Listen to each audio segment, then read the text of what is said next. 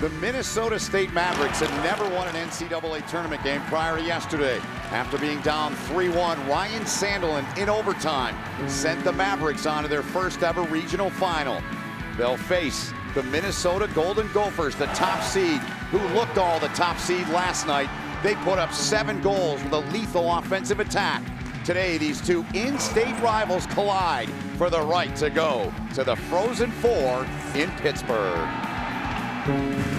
The Gophers of Minnesota trying to get back to the Frozen Four for the first time since 2014.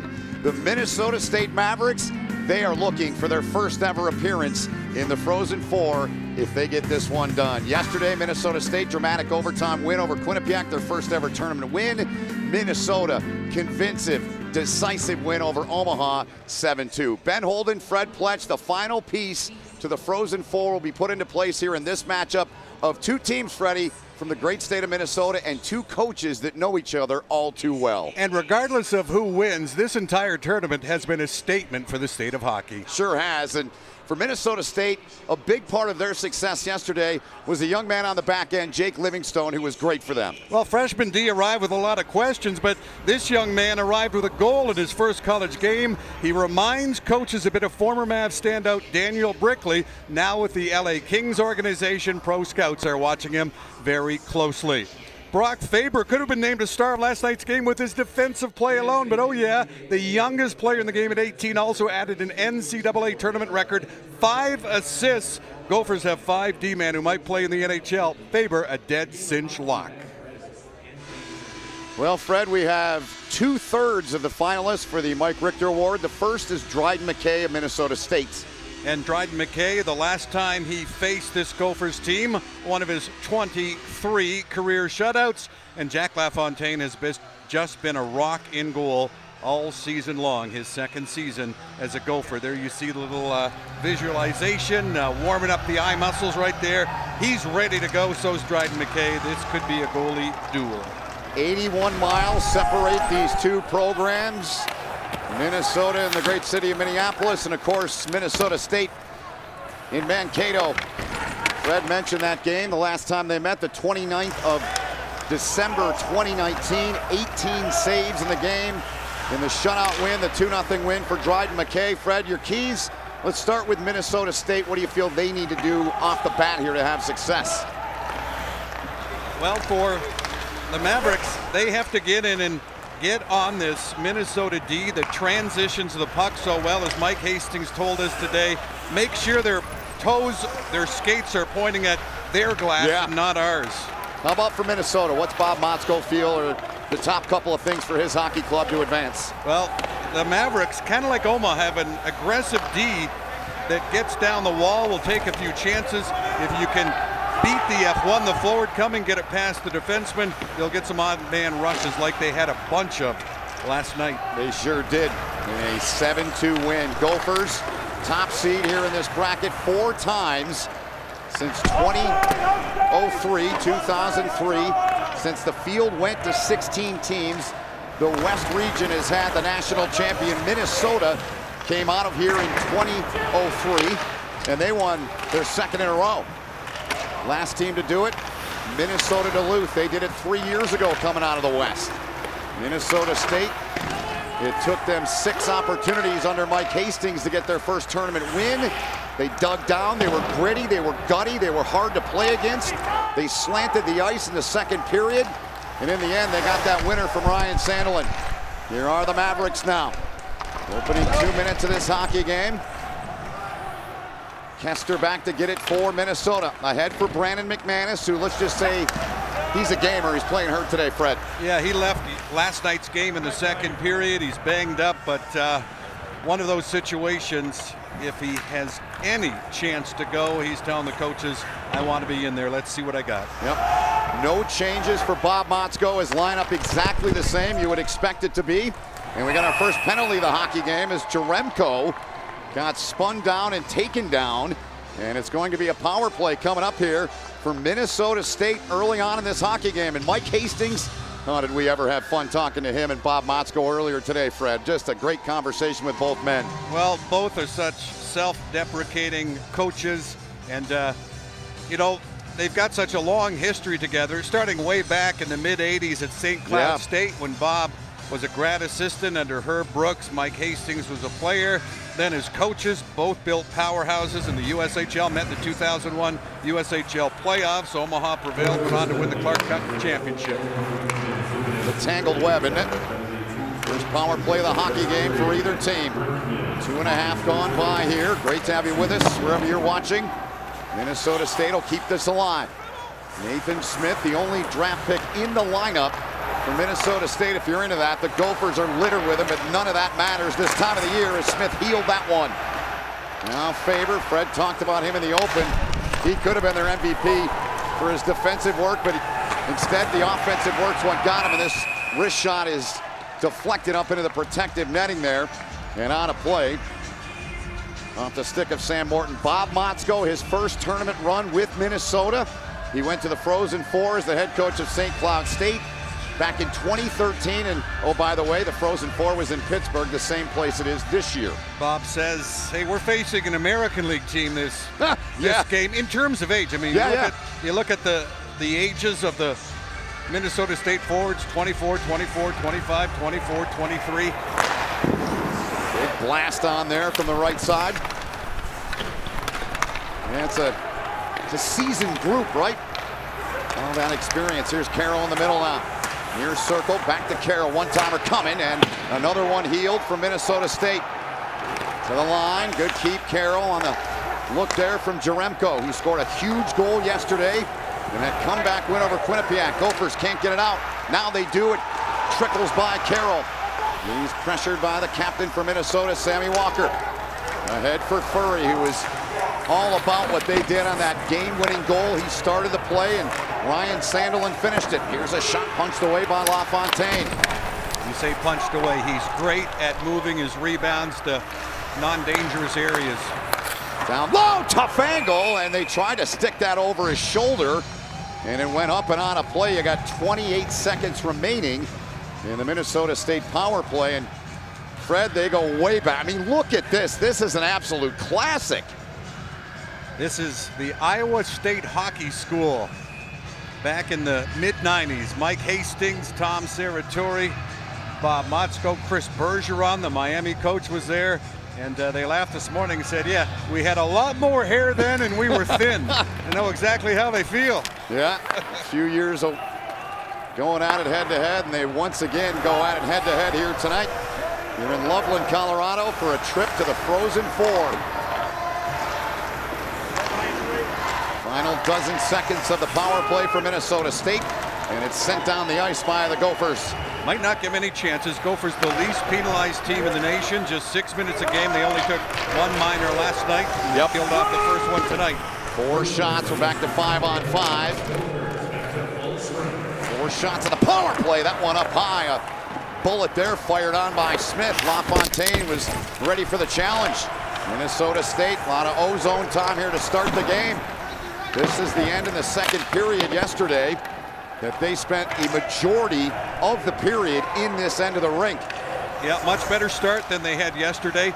You know, you called the Minnesota Michigan State, another MSU team, at the Big Ten quarterfinals, and a Michigan State team big and heavy like these MSU Mavericks that gave the Gophers all kinds of trouble, got good goaltending. I think Dryden McKay, he can't be average in this game. He has to bring his A game, no question.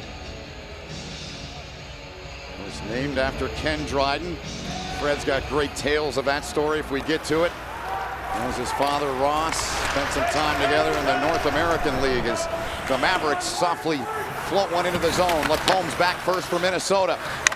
He was pestered there from behind. Charges on. Girad's tough, gritty customer in there on the forecheck. Now Mason Nevers stepped up big on the big stage last night. Had his first 2 career goals. Bob Motzko loves the upside and the potential of that young man, a former captain of the Edina Hornets, that great hockey city in the great state of Minnesota. This one's called offside with 14:31 to go, and there are 31 players from the state of Minnesota, and they know each other very well. Just get reacquainted. Great to have you with us here in the West Regional Final. We're back after this. Early on here in Loveland, Colorado, West Regional Final. Fred, no score in the hockey game between these two proud programs from the great state of Minnesota. But a great start for the lower seed, Minnesota State. They're winning faceoffs, 4-1 at this point. Dryden McKay has not faced a shot from this vaunted Gophers offense. And, you know, sometimes that's a good thing, you know, your team's playing well. But on the other hand, Minnesota can come down, and the first chance that Dryden McKay faces might be an odd man or a breakaway. But it's this big, heavy Minnesota State team. I think they've done a real good job of getting 2 forecheckers, not one. They're getting 2 guys in on that fleet-footed Gophers defense, and it's exactly how Mike Hastings drew it up to start anyway. Sure is. Last night, Minnesota got goals from Mason Nevers, Jack Purvix, and Scott Reedy to stake themselves to a 3-0 lead.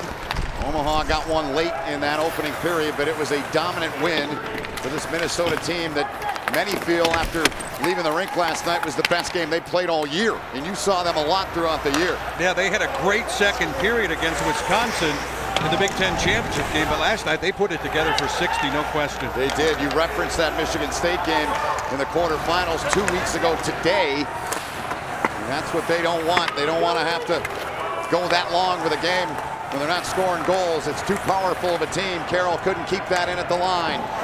Now he backtracks as they get outside. Gives it off to Ahmet. He'll send it around. Gophers on it into the middle of the rink. Onto the stick now of Jackson Nelson. He, like pretty much all Minnesota's guys last night, was outstanding. Maverick player went down. That was Ahmet back on the end wall. Now here's Brock Faber. Those 5 assists last night, looking for a tip there with Ranta on the side of the crease now. Now Lutz will bang one off the half wall and get it down the sheet. Burgess trying to get it to settle in there. Faber comes away with it. Second rounder of the LA Kings is Brock Faber. And we get a whistle here, and offside is called. 12 seconds shy of the 7-minute mark. And we welcome you to the final piece of the Frozen Four puzzle here in Loveland, Colorado with Fred Pletch. My name is Ben Holden. No score in the hockey game. 12 seconds shy of the 7-minute mark. Minnesota State, they will take on, well, surprise, surprise, another one of those teams from the great state of Minnesota.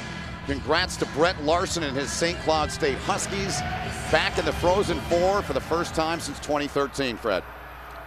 Yeah, it will be an all Minnesota, all state of hockey semifinal, one of them, and then in another game you've got Scott Sandlin. Great story. They're still the defending champs 2 times, no tournament last year. Right. Till someone says otherwise. Are they done playing? What a classic last night, 5 overtimes. It is great to have you with us here on ESPN2. That one bodied away by Dryden McKay.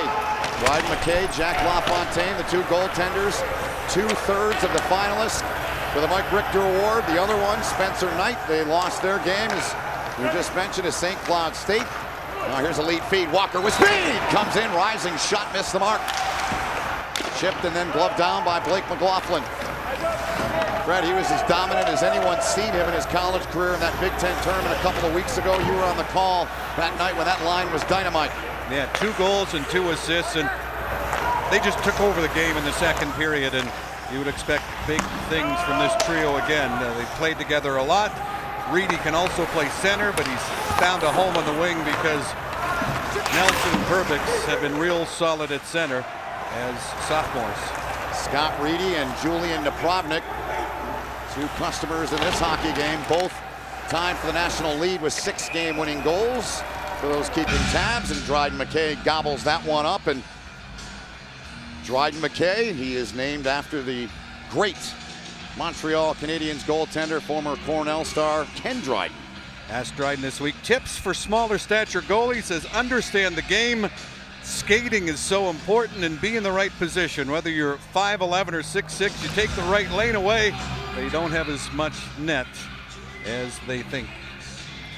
Well, that was the first shot Minnesota put on in a little over 8 minutes into the hockey game.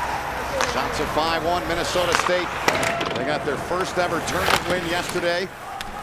Ryan Sandelin, overtime hero. He's on the ice now, and he's out there with a young man in Brendan Furry in the middle, and Sam Morton. Those guys were dynamite all day long for Mike Hastings and his crew. Pretty memorable first game-winning goal for young Ryan Sandelin. If I'm the Sandelins, I go out and buy a lottery ticket right now the weekend they've had. Are you kidding me? Here's Carroll now, head up, turns at center, through there he goes. Off a leg, and LaFontaine had to be quick there with the left pad to kick that one out of there. Ahmet with a shot whistle wide. Karam's all the way back out, picked up by Mason Nevers. Those 2 goals last night, he was outstanding. Now Nevers has it, laid it back there for Munson. Traffic in there. Gophers trying to find it. Lutz has got it, lifted it out of the zone. Inside of 11 minutes to go in the opening period, looking for our first goal here in the West Regional Final. Bouncing puck dribbled in there, back of the net.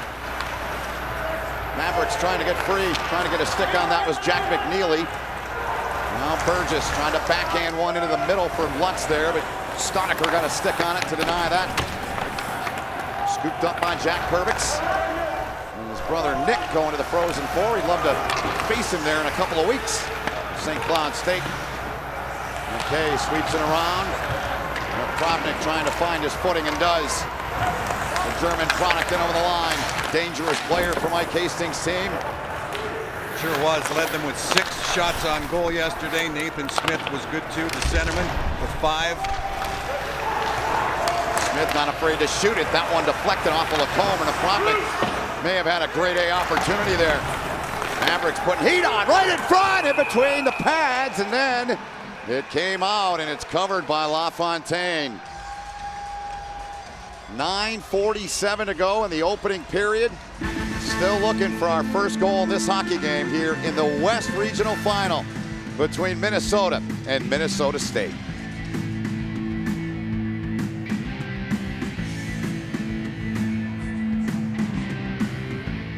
The NCAA Hockey Championship is brought to you by Pizza Hut. Order today at pizzahut.com.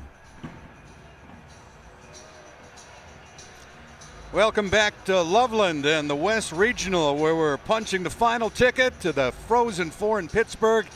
I want to take this opportunity to send a special shout out to my 32-year-old son Jesse, who's been in cardiac ICU at the University of Michigan Hospital in Ann Arbor for 6 weeks now. A month ago, he was supposed to skate the lines in an AHL game. Now he's facing a heart and kidney transplant. Keep fighting, Jesse. Love you, and go Blue Medical. And thanks for the outpouring of support and prayers from the hockey community. Showed once again why you're the best in sports. Keep those prayers coming for Big Jess. That's right, Fred, and everyone in the hockey community is thinking of Jesse, you and Kelly and your son, Ted, and your daughter. And I know that wasn't easy to do, man, but I'm happy to be here with you, Fred. This game's been great therapy, Ben. I'm sure it has. Winner goes on to the Frozen Four. They score! Minnesota State's drawn first blood. It's Morton who sticks one by LaFontaine.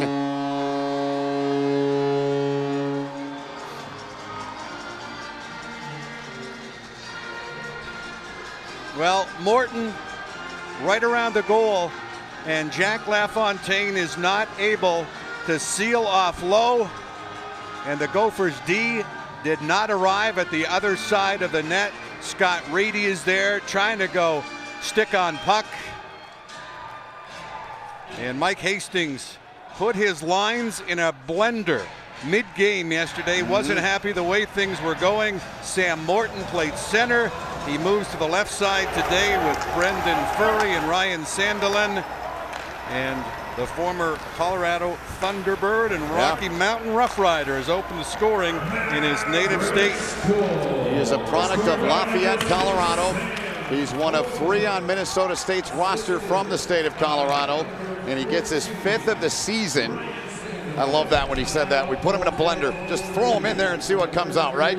Well, and he shortened his bench. I mean, we saw how the Mavs did not come out the way they wanted to yesterday. Fell behind 2-0. And there you see Shane McMahon gets in the lineup today. Right. Colby Bukes not playing. but this is the exact start that Mike Hastings and Mavericks wanted. And hey, Bob Motzko, he told us today, this is going to be the toughest game we played all year. And through 10:50, it's exactly that for the Gophers. It is always difficult in this tournament, any tournament, but in this one, it is very tough to put somebody out. And let's keep in mind, Minnesota State representing the WCHA. Minnesota, of course, years and years in that great conference that's been around for so long. Mavericks with a puck, they've got the lead, slinging ahead. Here is McMahon with a quick shot. LaFontaine, good save. Shane McMahon, a beautiful look there, and LaFontaine was up to the test.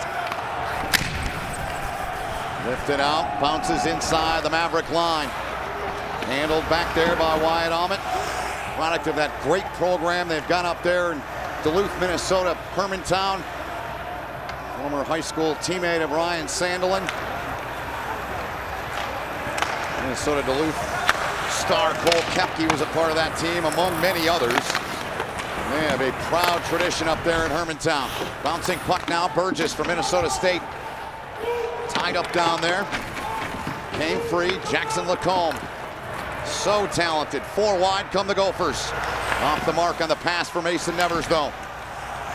Battle for it in front of the Gopher bench, right down below us. Battle ensues, and the puck finally squirted free, and then the Gopher defenseman Lacombe stumbled. It's deep inside the Minnesota State end now. Now Furry left wing side. He'll get the zone. Got a man going to the net. Morton and Sandelin were both there. They score! Tipped in front. Sandelin's there, and Minnesota State's got a 2-0 lead.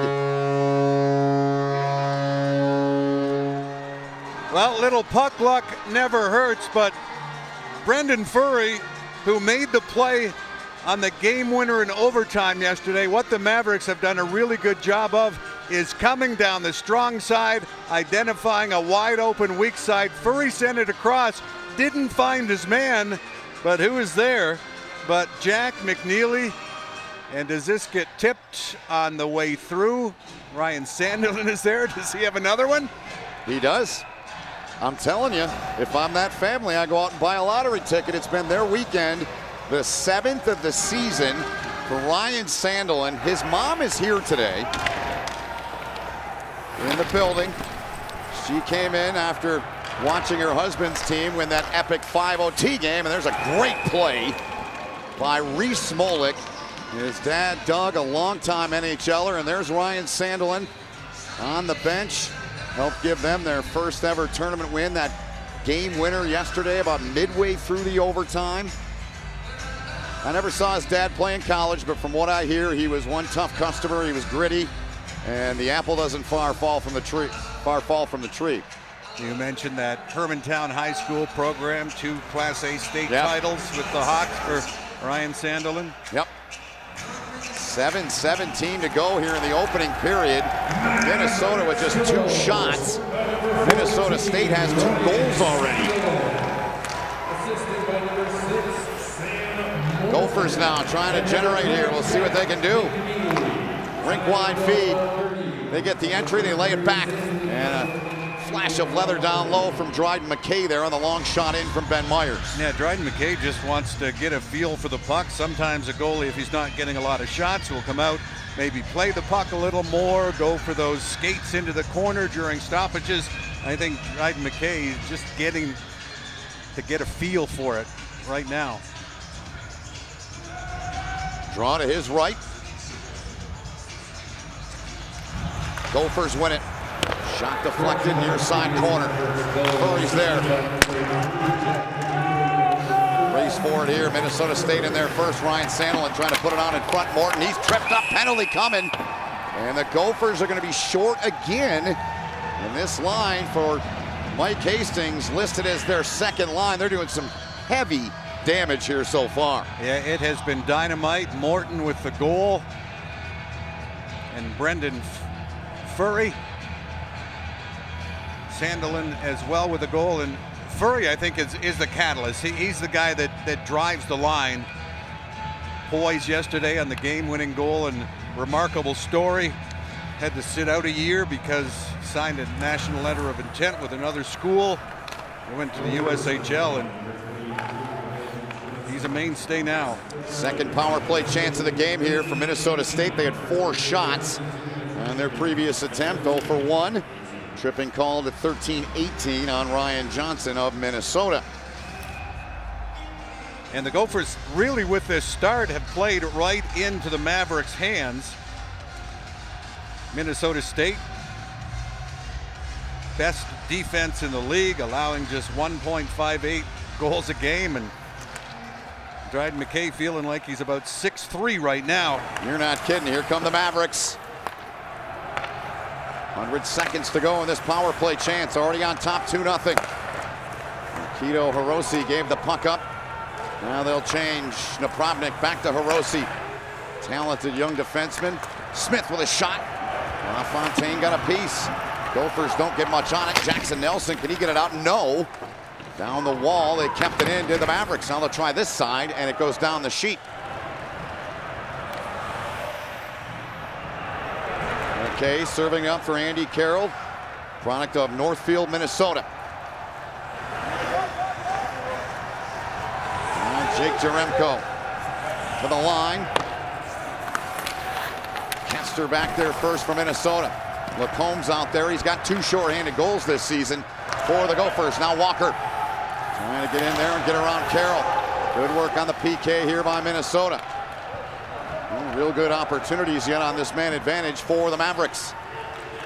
40 seconds left in it. Carroll with some separation from Blake McLaughlin.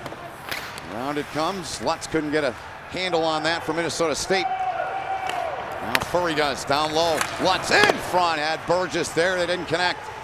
Now Jaremko left point takes a look. Drifts down to the goal line. Far circle and unable to corral that. You got under 20 to go in the power play. Saw Reggie Lutz out there, the senior from Elk River. If he can get a couple shots early in the game, he just whipped one from the angle. Then he starts feeling it, gains confidence, and coaching staff knows he's in for a pretty good outing. Yep, he is their top threat in terms of shots. This one out of play into the corner, protective netting, and Ryan Johnson's a free man out of the sin bin. We're back to 5-on-5 with 4:41 left here in the opening period. Minnesota State, first ever appearance in the regional final. They're up on Minnesota 2-0.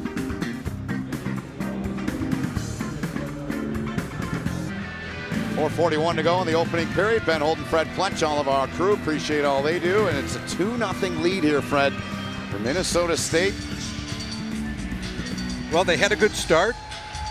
They drew a penalty, got in the power play, got a little offensive mojo going, then scored.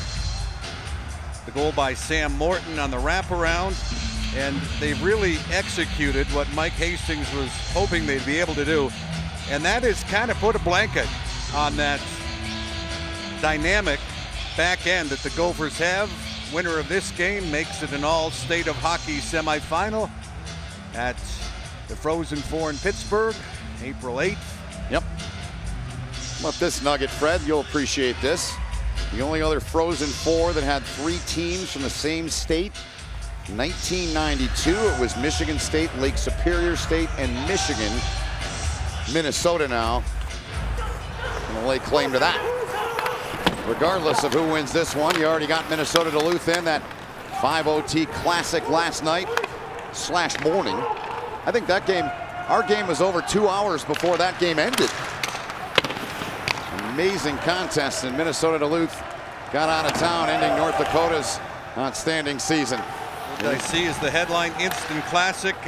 Wasn't quite an instant finish in terms of time. Took a while. No, you and I would have needed about 6 pots of coffee for that thing. Puck on at center now, Minnesota State. Livingstone. I love the line that Mike Hastings said to us about him earlier today when you said, man, what a game. And well, the pro scouts are all over. Yeah. Great game. Ah, son of a gun. Because, I mean, a free agent, yeah, an undrafted player, if he's too good, right, they're coming calling for him. Right. I mean, each NHL team has a full-time guy dedicated to just finding guys like Jake Livingstone. Yeah, and then LaFontaine collided with one of his teammates there, and slow to get up there is Mike Kester. ran into one another behind the net. Kester appears to be good. And speaking of good D-men and young D-men, he's a good one, is Kester. This won't go on the highlight reel, but he is a very good, young, talented player. He sure is. Maple Leafs draft pick in the 5th round, 2019. And his puck skills are just incredible. To be a pro, he's going to have to work on that explosive skating power, those first 2-3 strides that everybody talks about. You can see him comporting himself on the bench. 5th round pick of the Maple Leafs, 2019, won the Reed Larson Award. State of Minnesota as LaFontaine got a penalty coming up here as Sandelin just ran into him. And the Gophers come in and let their feelings be known. So it's going to be a Minnesota power play coming up here with 3:33 to go in the period. Let's look back here, Freddie. Jack LaFontaine active in goal. And, you know, kind of, let me keep that big trapper in your elbow and help me go down. Jack LaFontaine wears number 45, his dad's number as a Canadian college football linebacker. Very nice. Sure. Big John watching back at home in Mississauga and hoping that the power play can get going here for the Gophers. Give his son some aid offensively. Just 3 shots on the board for Minnesota to this point. First opportunity here with a man advantage. Gophers power play hasn't clicked for a while. Not in 4 games. Last goal by Scott Reedy, March 6th, the regular season finale against Michigan. Goalie interference on Ryan Sandelin at 16:27. Big opportunity here for the Gophers, late stages of period 1. And they're going to bring this back inside the zone. I believe it was touched illegally down in front of the Minnesota State bench. Well, the Mavericks power play was great yesterday. Remember the second period. Yep. A two-man advantage for Quinnipiac for a full minute 37 when the Bobcats were up 2-1. And that's a time when your PK has to be right on the money. It was. In the mid-80s. A good number that Mike Hastings will be happy with. He'll be happy with that too, as it's wired down the sheet. And LaFontaine's got to hold this thing with 3:11 to go. So an ozone draw here for Minnesota State. And they're short-handed here with 3:11 to go in the period. Some good hustle, good anticipation by Jake Jaremko. He knew his team had a clear. It was right on net, so he was hot on the heels of the Minnesota defenseman coming back to retrieve the puck. You know, some guys are just winners. You put Jake Jaremko in that category. He's won Clark Cups, Pee Wee State Championships, high school championships. He was high school Mr. Minnesota, Mr. Hockey in the state of Minnesota. Part of that DNA too you're talking about. Guys that are a little bit older, maybe not necessarily him, but guys that have won. Those are the kind of players that Mike Hastings, I mean, every coach likes to get him, but he's got more of them than most teams I've seen this season in college hockey. Under 3 to go in the opening period. 80 seconds to go in this Minnesota power play chance. Bryce Brodzinski, cross ice. Myers trying to pull the trigger. Shot never got through. Back up top now, Kester. He's watched by Furry. Throws it in front. Ranta was there. Didn't get enough to put it home. Ahmet's got it tied up in the corner for the Mavericks. They'll take this all day long. 55 seconds to go in the kill for them. Great puck support by the Mavericks. 3-on-3 down low. They had a defenseman 10 feet away for a quick release in case they gained possession. Didn't need it because they dug the puck free and put her down the ice. Here's Ben Myers. A complete do-it-all type player is Myers. Had a beautiful play that led to a goal. Bulldozed his way up the right wing side last night. Typified the kind of player he is. He's in the slot now. Wants the puck. Jaremko from Minnesota State kicks it out of the zone. Good effort by him. Under 20 seconds to go. Now Jaremko sees Myers. Lays the body and Myers will head off. Well, coaches like to identify players early in the game who are going and maybe give some more ice time to. Bob Motzko, he's not seeing much. Nope, no shots on that power play for Minnesota. Back to 5-on-5 as Sandelin's a free man out of the sin bin. Under 90 to go in the period. 2-0 Minnesota State. 11-3 are the shots. Both in favor of the Mavericks. Swept up the wall and the Proudnik waits for it. Short range touch. Finds Nathan Smith, the product of Florida. Good read on the pass, intercepted by Minnesota. Here they come in. Blake McLaughlin trying to kick it back to himself. The Proudnik was there and picked up the scraps. Out at center, heavy hit by Nathan Smith there as he wiped out Faber. And another heavy hit, and got a penalty coming inside of the Minnesota line. It's going to be a hook with 52.7 to go. Yeah, the Gophers wanted a penalty on this hit by Smith, likely for interference, as Brock Faber had not really touched the puck or gained possession. And then right at the defensive blue line for Minnesota, Cade Borchert, the hero of yesterday's game. Tied it up late. 1907, a hook. Assessed to Borchert, one-timer coming, down low. Another chance. And McKay's got no goal stick. Myers with that one-time rip, he's got it now. Floats it up top, Kester steps in, missed the target. And the Mavericks get it outside the zone. Half a minute to go in the period. And Myers, two draw to him, he gives it up to Kester. Far side circle, Kester, that one deflected. Blocked in the slot there by Jaremko. Final 15 seconds of the period. Dryden McKay, Jake McNeely tried to give him his stick, or Jack McNeely, and it was like a bad baton exchange. And good thing the Mavericks got the puck down the ice, because Dryden McKay still didn't have that big goalie stick. So a 2-0 lead for Minnesota State. Their first ever appearance here in a regional final. Just got their first tournament win yesterday, and they are off to a very good start here after 20 minutes. The NCAA Hockey Championship is brought to you by Pizza Hut. Order today at pizzahut.com. All right, two teams will head off. Get ready for period number 2 here in Loveland, Colorado. Let's now send you to John Buchagras in the studio for our intermission report.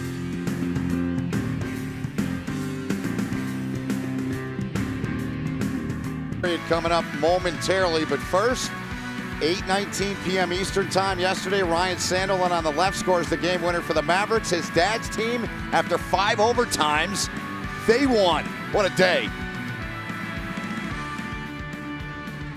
Thrilled to be joined by Scott Sandelin. He's won the last 2 national championships. And Scott, what a win for your program last night. Longest game of the history of the sport. Have you slept at all?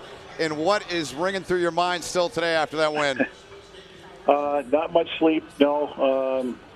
Pretty incredible. It was a great game. I mean, both teams obviously left it on the ice, and we were fortunate to get Luke's goal there in the 5th overtime. And I think I said to the media there, I think they got it ended, but it was a great game, and a lot of ups and downs, a lot of weird things going on in the game, but our guys persevered through, some things and then got it done. So just really proud of the group.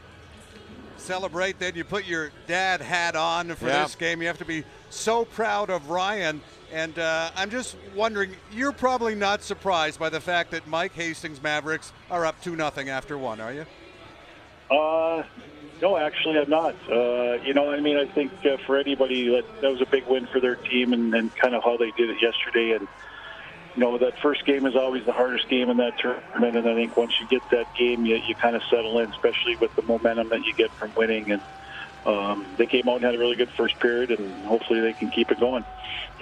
3 Minnesota teams in the Frozen Four. We talked to 2 members of your Minnesota D1 fraternity this morning, and Mike Hastings and Bob Motzko. You just have to be so thrilled, not just for your program, but for the programs in the state, are you?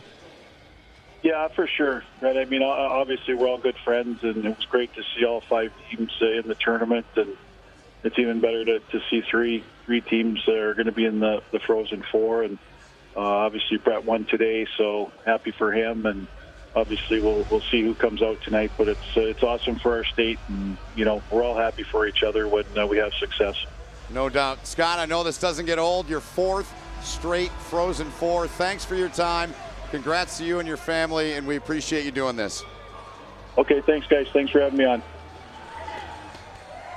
What an outstanding family, and they're all humble, they're all honest, they all work hard. And I joke with you, Fred, I said if I'm the Sandelin family, the weekend they're having, I'm going out and buying a lottery ticket, man. I mean, this is the stuff of legends, right? That's a good plan. Yeah, I mean, Ryan gets a game winner. Minnesota State had never won a tournament game, and his dad's team once again going back to the Frozen Four. It never gets old if they won that game in 5 overtimes. Here we go, seconds underway. Minnesota, the flying Finn Ranta brings it in with Fred Pletch. My name is Ben Holden. Jim Ressler, our producer here in our regional. Rick Bazinski, our director. Freddie, what's front and center after the opening 20 for you in this game? Well, both these teams during this season have just dominated second period. So if Minnesota can dominate again, get an early kill here, just a half minute left, and then they have the second period like they've had all season, like they had yesterday, when they were simply outstanding, they'll be in good stead.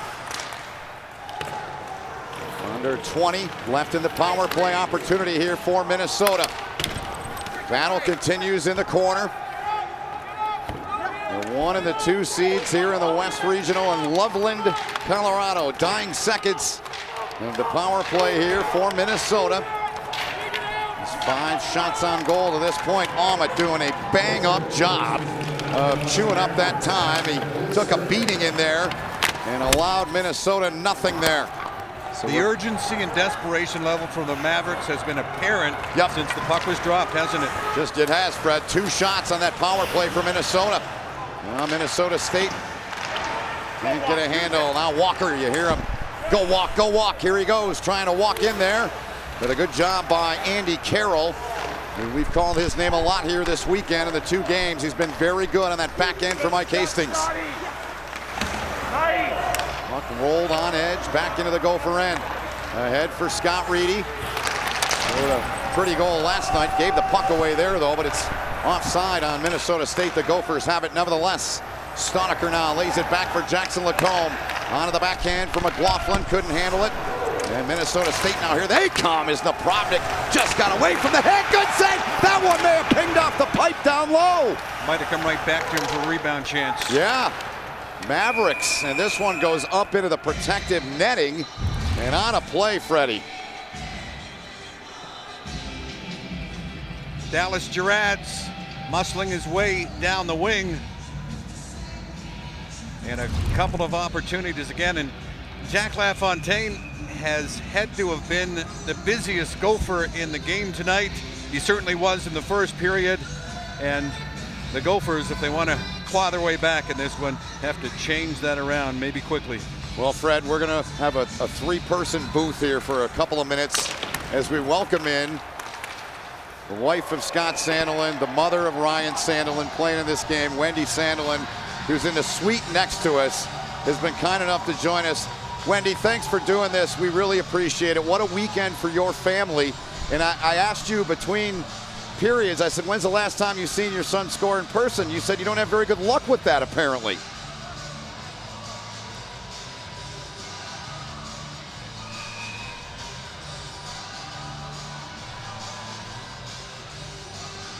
We're working on getting that taken care of. We'll get back to Wendy Sandelin.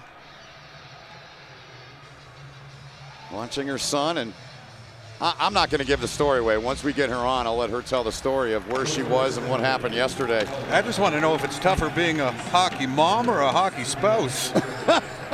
That's a tough one. That's a tough one. So there was a penalty called on Minnesota on Mason Nevers. So Minnesota State back on the power play. 0 for 2 in their 2 opportunities back in the opening frame. This is a big momentum changer in this hockey game for both teams. Came right back to Lutz, punched away by LaFontaine. Carroll gets over there. Trying to play it back behind the net. It was way too high for Burgess to knock down, though. He couldn't get a piece of it. And now the Gophers will send it down the sheet. I thought the Omaha Mavericks looked nervous in their play last night, and that's what I'm seeing from the Gophers. Yeah. Here, they're just not making those crisp handles of the puck, but they're an explosive team. Here's one guy that can do it in a hurry, and that's Blake McLaughlin. Puck went off his stick. Now it's handled by Minnesota State. 55 seconds to go in their power play chance. Trying to extend this to a 3-0 game.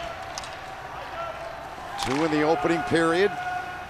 Morton and Sandel in the goals, and the puck went out of play. They weren't sure for a minute. Everyone waited, made sure they saw it go up and up the protective netting. We got a face-off coming up here. 42 seconds to go in the Minnesota State power play. Wendy, can you hear us now?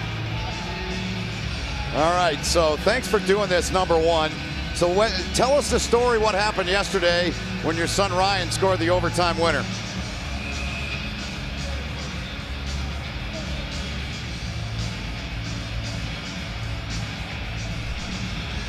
All right, we're having some issues audio-wise. We'll work on that. We apologize for the inconvenience there. We'll get that corrected. Back to the hockey game here with half a minute left now in the power play for Minnesota State. Nathan Smith had it poked off his stick. Myers trying to send it around. Now Jackson Nelson off the half wall and down the sheet it goes. Final 15 in the minor to Mason Nevers. One push here if the Mavericks push the pace a little bit. Let's go. Ahead at the line, and we get a whistle. 6 seconds remaining in the power play. Wendy, we got it fixed, right? Tell me it's good? I think so. Yes, we got you. Thanks so much for your time and your patience. So you and I talked briefly in the intermission. I said, when's the last time you saw your son score in person? You got to share the story when he scored yesterday, the OT winner. Yes, I was shoveling snow in the driveway. A lot of big moments happen when I'm not actually watching. So I thought if we're going to do it, we're going to do it now. So I went out to shovel some snow, and sure enough, I came back in, and my daughter Katie was screaming and super excited. What a moment, though, for your son, this program, and then what your husband and his team went through. Have you slept at all? Not really. Nope. I caught a flight this morning, and it was really exciting. Not a lot of sleep, but it's really fun to be playing this time of year, and my family loves the playoffs. Well, that's great. It's great that you're here. And Freddie, I know you got a question or two for Wendy while we have her. Well, is it tougher being a hockey mom or a hockey spouse? Wendy? A hockey mom for sure. No question. That's what I was expecting. No question. Yep. Now, should this score hold, and the Mavericks are headed to Pittsburgh as well, do you have somebody to make you one of those special split hockey jerseys, or will you just go in the Mavericks colors? I don't know. I may have to look into that, but I'm excited if Ryan and the Mavericks have a chance to have that moment. So it would be it'd be awesome to have them both there.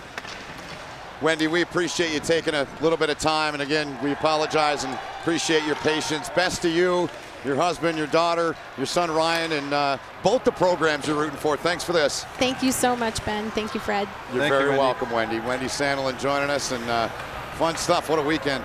I'm telling you, man, I'd go out and get a lottery ticket. Great weekend for that family. Unbelievable.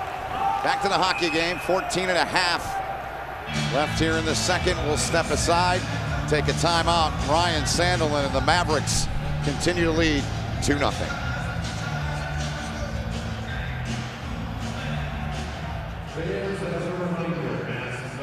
NCAA Hockey Championship is brought to you by Dos Equis, a most interesting beer.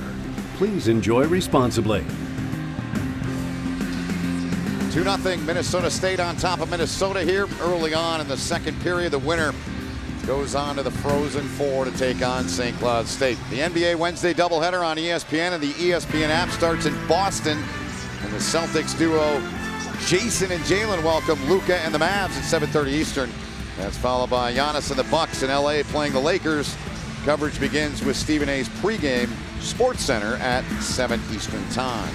Saw the concerned Gopher fans, the Mavs fans, a little bit more relaxed, but yeah, Mavericks 16-6 advantage in shots. They've got 8 blocks, they're winning the majority of the faceoffs.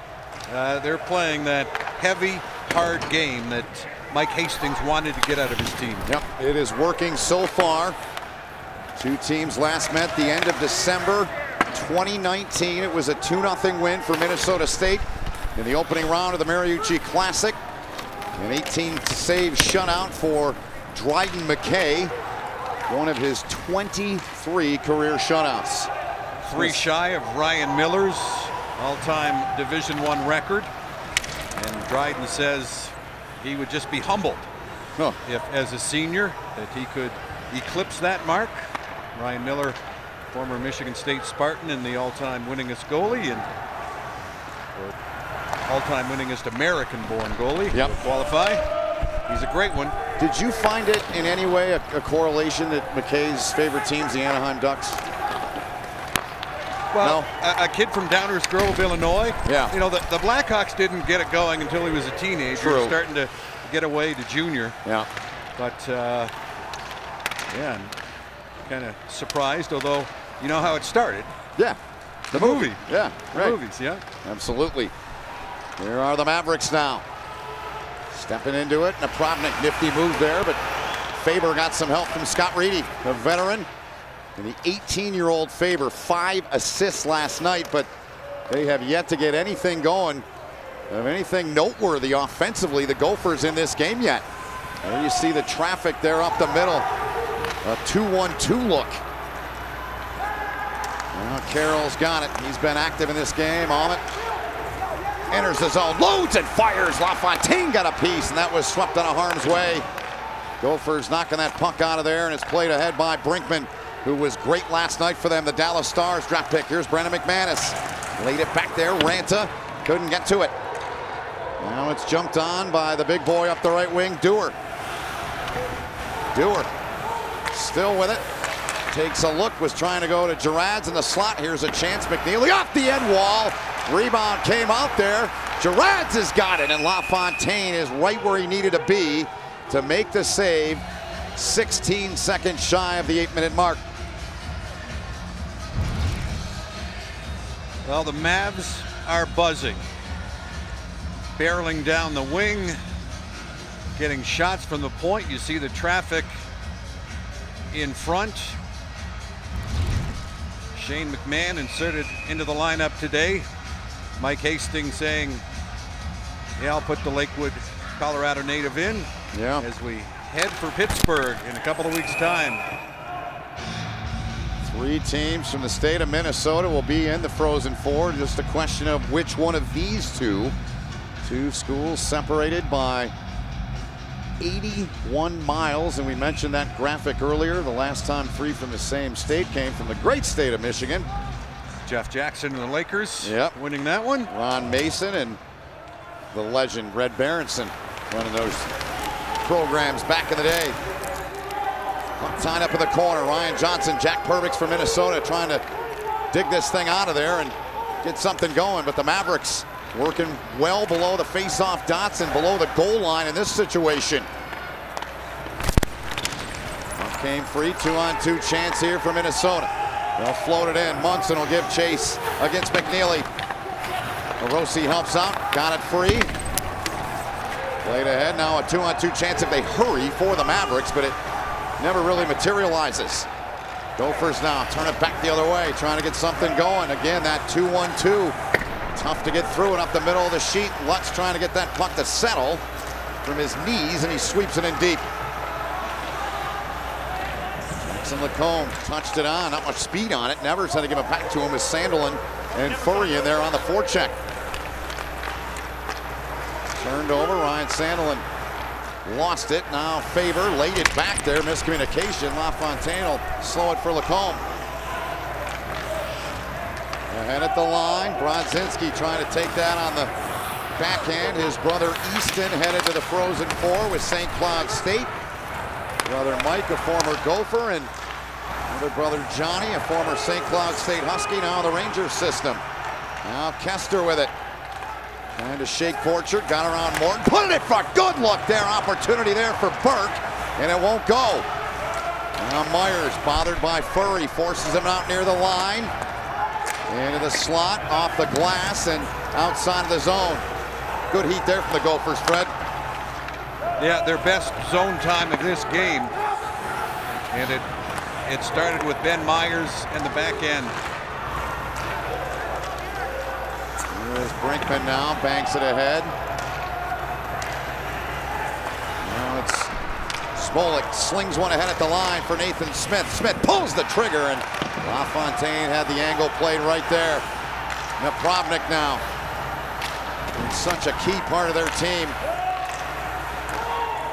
Now Borchard, game-tying goal late yesterday. A little over a minute to go in the hockey game. They were down 3-1 to Quinnipiac and grinded one out to win 4-3. McLaughlin trying to get it around Carroll. I swear Carroll's been on the ice the entire game. He has been so effective. And when the Gophers do dump the puck in, it's the Minnesota State D just making short release plays, finding the open man, going tape to tape, and the Gophers offense a flustered bunch right now. 19-6 of the shots on goal so far in the game in favor of the Mavericks of Minnesota State. And Girads went feet first into the boards. No harm done. He's fine. He's on top of the paint wanting the puck. Staudiker's keeping an eye on him now. Brandon McManus had his pocket picked by McMahon. At the line, sent in deep by Dewar. Girads near side. He took another heavy shot in there. Staudiker, he's their muscle. He and Brinkman on the back end, a heavy hit delivered. McNeely across for Hiroshi. Now Dewar trying to snap one off. It was deflected by McManus. See what Sampo Ranta can do. It doesn't take him much. Hiroshi played him nicely. Hiroshi, he's got good feet. He's a great defender because of those elite feet.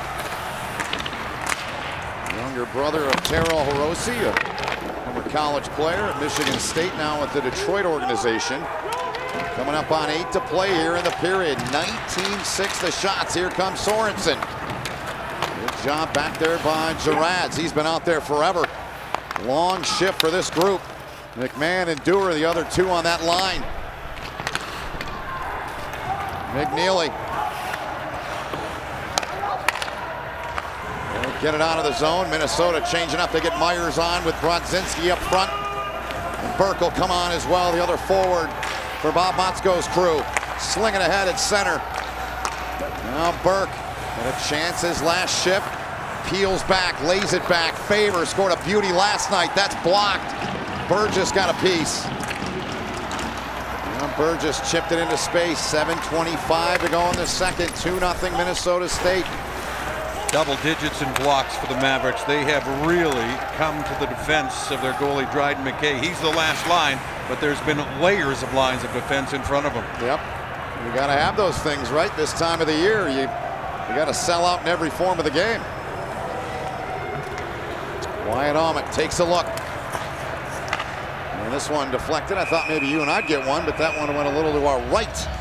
Up and out of play. 7 left in period 2. Gophers trying to get on the board. We'll see if they do, and we'll get you back.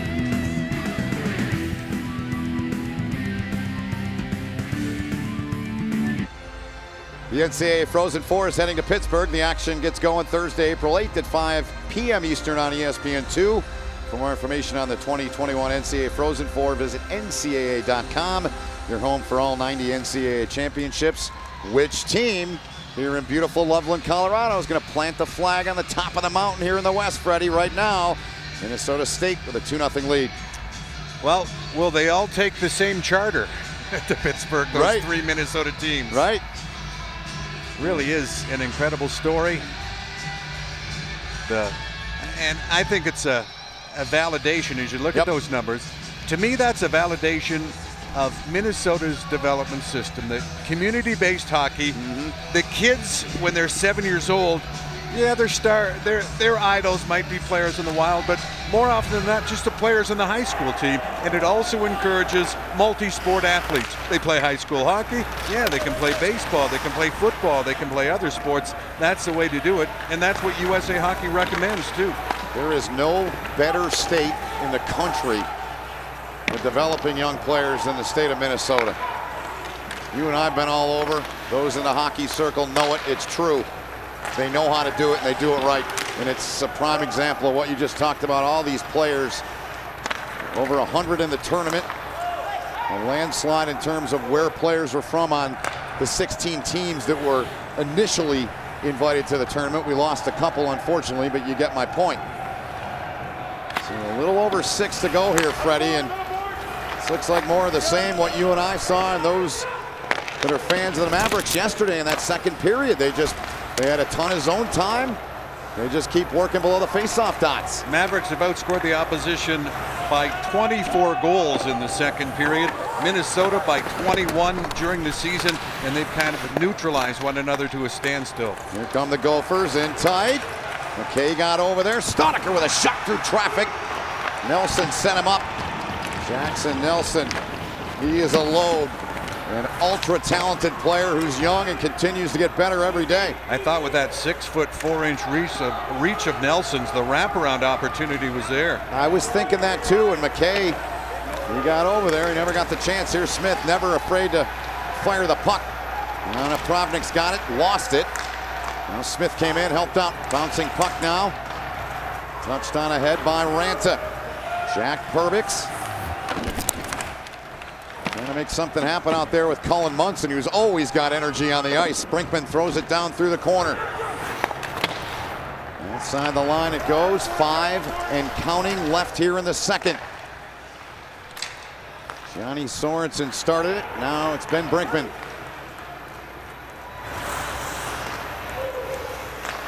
Pressure from McMahon there on the F1 pressure. In deep, Dryden McKay. And connect on the pass. Kester's got it, walks down the wall. Sorensen in front, didn't get much on it, defended tightly. Up top now, Faber. He'll snap one in there. Hit a body, looking for Perbix. Perbix finds it, plays it back. Munson shot, never got away. Again, Minnesota State, a brick wall in front of Dryden McKay. Quickly ahead, Myers onto the sheet, feeds it ahead for Burke. He lost it. Brodzinski. To navigate around a defender and did. Nice look. Puck came free in the high slot. Flipped out of there by Lutz. Lutz in there on the pressure. Myers across the sheet. He goes with it. He'll get it back. You'd have told me before the game, 36 minutes in, the Gophers would have 7 shots on net.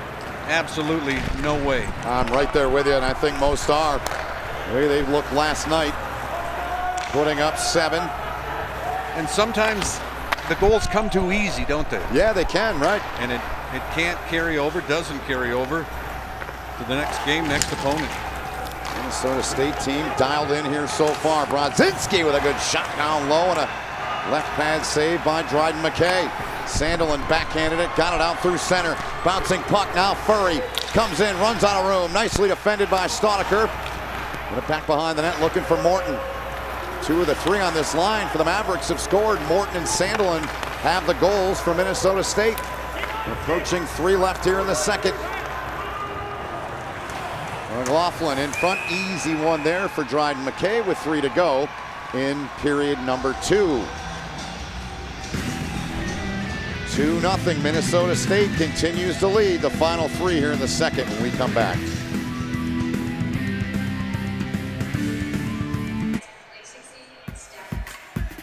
The NCAA Women's Championship continues tomorrow night on ESPN with a couple of interesting Elite 8 matchups. It starts at 7 Eastern with a pair of heavyweights, number 2 Baylor, number 1 UConn. They've combined, they will play in their 36th Elite 8. That's followed by Indiana and Arizona. A couple of newcomers in their first go-around in the Elite 8. Both games streaming live on the ESPN app. Well, this format, 3 commercial timeouts each period, long intermissions, kind of plays into Mike Hastings' hands. Yeah. Trip to the Frozen 4 on the line. If he wants to get down to 3 lines, 4-5D early, why not? And you know, he's made sparing use of a couple of forwards right now, and you know, the guys that he's thrown out every third shift or so, they are just playing as if their season's on the line and they want to get to the ultimate big dance. That's right. Pittsburgh, 2 weeks Job coming back there by Minnesota. Sandelin missed on it. Another opportunity there. Didn't get it on net. McLaughlin played it up the wall. Gophers get it out. 2:40 and counting to go in the second. Fontaine gloves, slides it on for Jackson Lacombe. Dewar pressuring the puck. Gophers get inside the zone. That's Scott Reedy. Sends it in deep. Walker will get over to this puck first. Blake McLaughlin on the goal line. And a pinball one off of McKay there. Came back to him. Now he gets it up top. Kester with it. Kester got some room, and that one deflects up and out of play into the netting with 2:10 to go in period 2. Born to be a goalie, perhaps, Dryden McKay. His birth announcement didn't say it's a boy, it said it's a goalie. And this is to Dryden McKay at age 1, each of us with a name we proudly bear. All the best, Ken Dryden. And wearing number 29, Dad Ross, a goalie coach, still mentors young goalies on the ice in the Chicagoland area. You had a couple of good ones when you guys were together with the Freeze, right? Craig Anderson, Jason Bacashua. Good old Cash. Ross was on the ice with them, Yep. and he got that sign through his connection with Tom Mitchell, who owned the Binghamton team in the American Hockey League, and Tom knew Ken Dryden, so boy, what a keepsake to have. That's great stuff. And the best part, Ken Dryden, of course, college goalie, and we saw the Ken Dryden Award winner, Keith Petruzzelli, last night. Yeah, for Quinnipiac. Minnesota here with 80 seconds remaining in the period, trying to get one by McKay. Just 9 shots for Minnesota to this point. Mavericks have more blocks, a dozen, Yeah. than shots by the Gophers. This is Burke with it. Left it there. Brodzinski's never seen a shot he doesn't like. It didn't get to the net, though. Bouncing puck now. Borchard settles it down. Got it ahead for Nathan Smith. Nathan Smith defended tightly, nicely by Brinkman. Put in front. And it came free. Now Minnesota will turn. Ben Myers, cross-ice look. Challenge there is the Gopher winger by Reese Smolik. 40 seconds remain in the period. This one will slide down. It'll be an icing. And they'll halt the clock with 34.4 to go in the period. Well, 2 days ago, we watched the Bemidji State Beavers take down the Wisconsin Badgers. Yeah. Bemidji losing the next day, but this is kind of the same matchup. Bemidji, older, stronger team, has been a team, guys that, play a structured system, play it well. They're not going to go up and down with you. And Minnesota State has just stuck to their game plan and been relentless, I think would be the word. That's a good word for it. You're right. They have been that. 3 Gophers down there around the puck. Borchert has it tied up in there. Under 20 to go in the period. One last push here maybe for the Gophers. Blake McLaughlin flipped it in there. Couldn't get to it. McNeely couldn't handle it. And the Mavericks will be happy to just chew the time up. And after 40, McLaughlin in there a little bit with Hirose, and that's it for 2, Fred. You mentioned Hirose. He's had a whale of a game defensively. Just a freshman, but it was kind of apropos. He's protecting the puck along the wall as the final buzzer goes to this second period. All right, 40 in the books. The final piece in the Frozen Four puzzle. Who's it going to be, the Gophers or the Mavericks? Third's coming up. Now we get you to John Buchagras in the studio for intermission. Before 8 Mountain Time here in Loveland, Colorado. We're about a half an hour north of downtown Denver with Fred Pletch. My name is Ben Holden. Jim Ressler, our producer, Rick Bazinski, our director, and Minnesota State, Fred. They are 20 minutes away from their first ever Frozen Four appearance, and those numbers, well, they're pretty telling. As you look at Mike Hastings and you hear teams say, well, we want to play Mavericks hockey or we want to play Gophers hockey. Minnesota State has executed Mavs hockey to a T. They got in front early. They have been hard on pucks. They've been heavy. They've made the Minnesota defense play with their toes to the glass, as Mike Hastings wanted, not their toes to the glass in the Minnesota State end. And Dryden McKay, you know, with all the shutouts he said, yeah, there have been a lot of shutouts where we haven't given up much as a team. It's been a team game for me. And with the Gophers 9 shots on goal, the Mavericks 13 blocks. Dryden McKay has had a boatload of support. Sure has. The winner of this one on to Pittsburgh. They'll take on out of the NCHC the Huskies of St. Cloud State. Congrats to Brett Larson and his guys making it through. They defeated Boston College in the other regional final in Albany earlier today. Other side of the bracket, Minnesota Duluth, who won that historic, epic 5 overtime game against North Dakota, will take on UMass. They're becoming a regular fixture in the Frozen Four as well. Greg Carvel leaving St. Lawrence, taking over that UMass program, and what a job he's done. Here's Scott Reedy on a 9-iron off his stick up into the netting, and following up on what we were just talking about with St. Cloud in the bracket. There it is. Minnesota Duluth in their 4th straight Frozen Four. And that's a tribute to Scott Sandelin. You talked about the humility he brings to the rink. Trusts his recruiters to bring him the type of players that fit into his system. And they survived the marathon last night. Had to take out their starting goalie who cramped up. Unbelievable. Put in a young man who'd been sitting around for 5 hours. Wow. So you want to be a goalie, huh? Here's Akito Hiroshi. Short-range touch ahead for Julian Napravnik. Gains the line. Shot didn't get through. Defended tightly there by Brock Faber. Into the corner. The Mavericks. Cade Borchard in there with Nathan Smith. Trying to go on front for Napravnik there was Borchard. Bouncing puck now. Blake McLaughlin trying to get to it. Can't. 21-9 are the shots. Minnesota State, they lead on the board where it counts 2-0. LaFontaine drops that for Ryan Johnson. First rounder of the Buffalo Sabres. Goal last night. Here's Ranta, 3rd rounder of Colorado. Laid it back there for Jackson Nelson. He was bodied. Now the Mavericks throw it to the side. Nelson gets it back from the circle, fanned on it. Now Wyatt Ahmet using the half wall over there to bounce one out to center. Mason Nevers back up on that line with Ranta and Nelson. With Brandon McManus banged up last night, had to leave the game, so he's not 100%. And we'll keep a close eye on the Gophers line combinations. Remember the Michigan State game, after 2 periods, things weren't going. Didn't have the karma going for the Gophers offense, and Bob Motzko really put some different combinations out there. You say different combinations, but guys who've played together in previous games, obviously. Yep, in that game, as this one's gobbled up off the shoulder of McKay, and in that game, it took a Bryce Brodzinski goal late.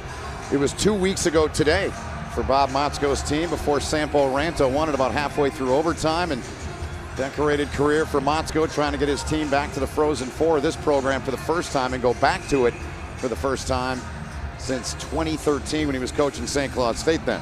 Make no mistake, Bob Motzko knew the depth and experience of this Mavericks team coming into this game and said with Mike Hastings, tonight will be one of the toughest games we've ever played, and he was right on the money, was he not?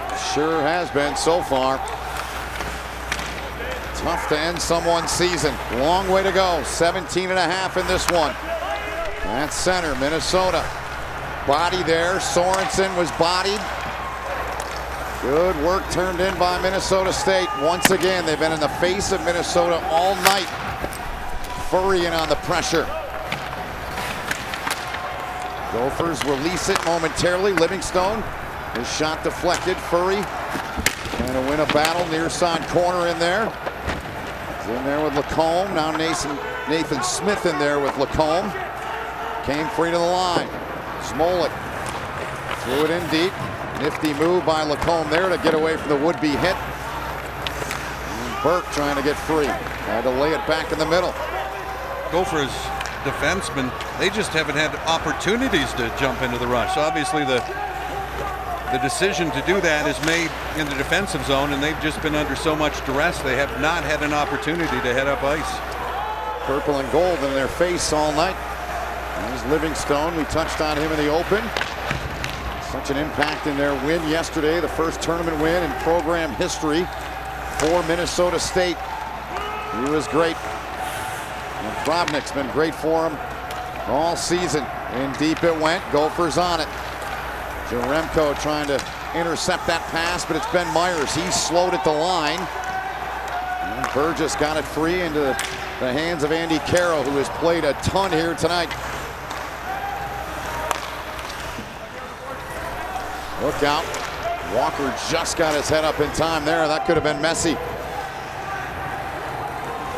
Faber comes back to play it. Ahead at the red.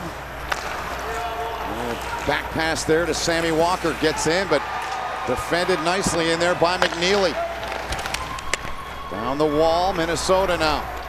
Stoniker handcuffed him, and he did a good job to keep that in. It was right on the line. Blake McLaughlin now. In tight. Twig flying. It was the stick of Dewar. He goes back to get it. Minnesota back in their own end. Johnson quickly ahead. No ice. Morosi. Or Gerads. To the red and in. Kester kept it away from Gerads. Up the middle. Ranta had to play it off his skate, trying to find it. Sandelin had him in his sights. Now McKay. Livingstone. Dangerous play there. Didn't connect with McMahon. Battle continues. Now Lacombe drives a shot, and McKay able to keep that one out of the back of the net. Trying to go on the side of the crease for Nelson. The pass never got to him. Sampo Ranta doesn't need much. Flipped it in front right onto the stick though of McMahon. He can't get it out. Gloved down by Lacombe and sent back in below the goal line. Hit the linesman there. Kester fed it ahead. Ranta flips it in. Line change for Bob Motzko's group. Coming up on the 6-minute mark here in the third period in a 2-0 game in favor of Minnesota State. Borchert gains the line. Snaps one in. Punched away with a blocker by LaFontaine. Smith gave it off. Furry turns and sweeps it in deep as he goes for the change. Left wing side. Smith finishes his check there in true hockey fashion, taking the player down on the wall. Sorensen now. Minnesota State, they turn it over. It's on the stick of Faber. At the center, Myers looking for a little space. Space has been hard to come by in this game for Minnesota. 5 bodies around the puck. Napravnik's got it now. Line change, he'll flip it in. He's been sharp defensively. He knows they don't need a third goal. Here's a chance through the paint. Lutz throws it in front. Jaremko is there. Gophers wait for it. Near side, Bryce Brodzinski. Touched it on to Munson, who's slowed in his tracks by Wyatt Allman. Around it comes for Burgess. Stoniker going for the big hit. Got more of the linesman than he did the player. Hazard pay. Stoniker ahead, left for Walker. Under 13 to go. Penalty coming up as Walker had his stick knocked out of his hands. It'll be a slash. And Minnesota, when we come back, will have a power play chance. What else do you expect? Physical, hard-hitting affair. These two teams trying to go to the Frozen Four.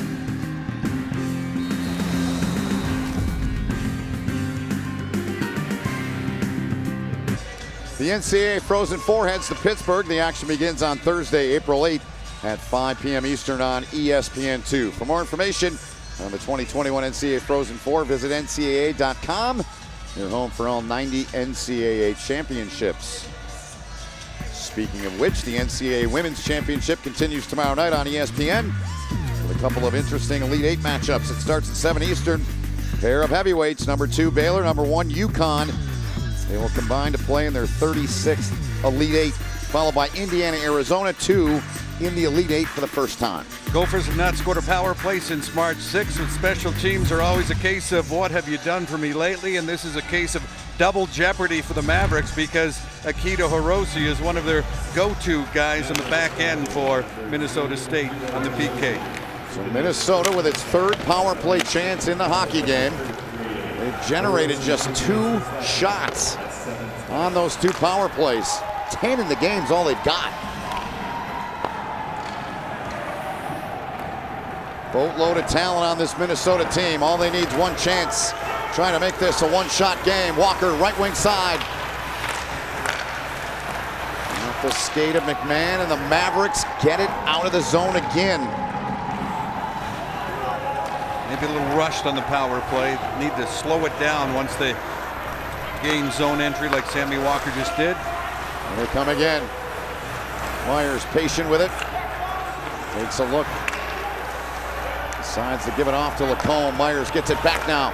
Good stick from Ahmed. Trying to the goal line. Ranta, and off the goal stick of Dryden McKay with 63 seconds to go in the Gopher power play chance. Well, Dryden McKay, 3 straight years has had the lowest goals against average in the WCHA. The only other goalie to do that, you might know his name, Tony Esposito. Heard of him.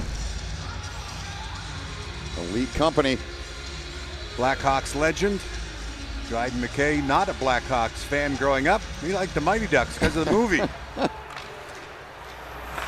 There's a chance and a flash of leather there from Dryden McKay right on cue. And that's Dryden McKay, his understanding of the game. He knows everybody's covered. Off to his left, come out, challenge, reduce what the shooter sees as far as net coverage goes. And Dryden McKay, he can earn his keep right here on the Minnesota power play. You talked about it, Fred, when we came on the air at 8 Eastern, 6 Mountain, 7 Central about McKay, and he had to have a game to remember, and so far, still a lot of time left, he's done just that. So is the guys in front of him as well. And the point you made about the defensive effort of this entire team, and they've just turned it up a couple of notches in that regard. And I think even more so than yesterday's game. Yeah, and it's been like that all season for Dryden McKay. He knows his job is to stop that first shot, and he puts rebounds into good areas from a defensive standpoint, but he also knows if there's a scramble around him, he's usually got not just the D, but at least 1, maybe 2 forwards collapsing back down, and they're corralling those rebounds and moving it the other way. Off the draw, right in on LaFontaine. 40 seconds remain in this Minnesota power play. Brock Faber. Another reach of Scott Reedy, and an easy clear down the sheet it goes again for Minnesota State. Combs pass on the tape of Walker. Can't get in. 2 guys right there clogging it up. Sandelin and McMahon. Textbook. Under 10 to go in the Gopher power play chance. Inside of 11 left here in the third. Gophers bank it around. Waiting for it is Reedy. Shoved it on to Faber. Out of the sin bin is Akito Hiroshi. We're back to 5-on-5 as he's a free man with 10:40 to play in the third period.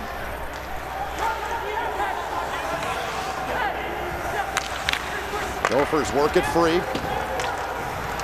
Blake McLaughlin had it knocked off his stick. Borchert knocked it down, but they're going to wave this down for a high stick as Borchert knocked it down with a toe of his blade.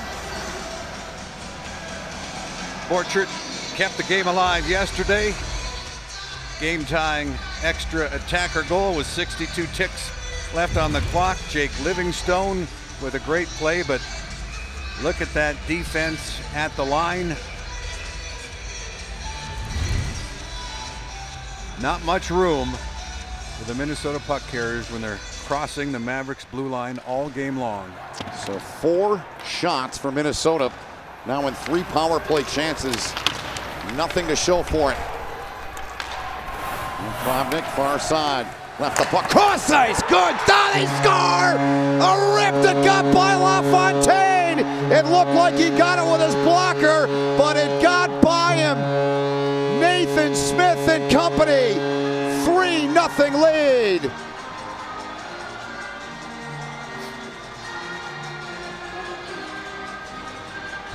This is exactly everything that the Mavericks bring to the table.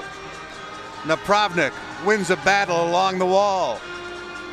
Stepping in is Borchert. Gets it over. And Nathan Smith, who's been encouraged to shoot more.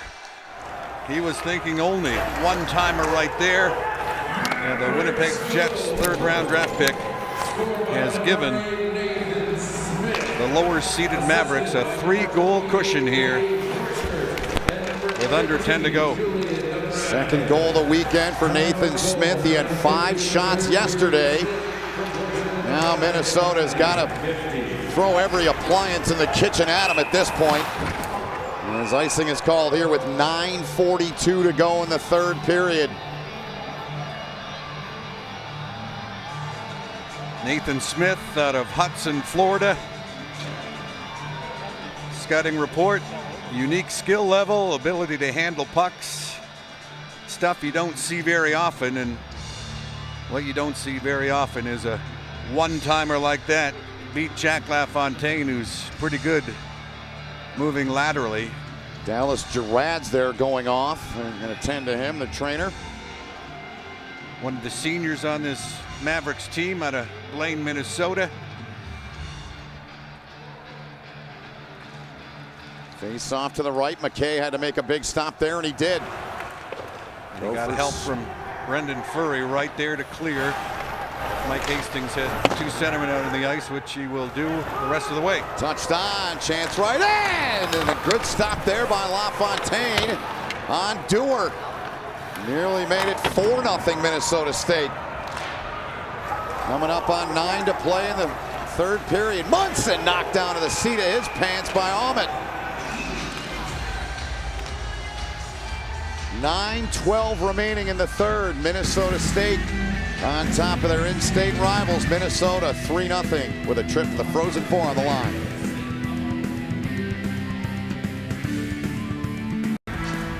The NBA Wednesday doubleheader on ESPN and the ESPN app starts in Boston when the Celtics duo of Jason and Jalen welcome Luka and the Mavs at 7:30 Eastern.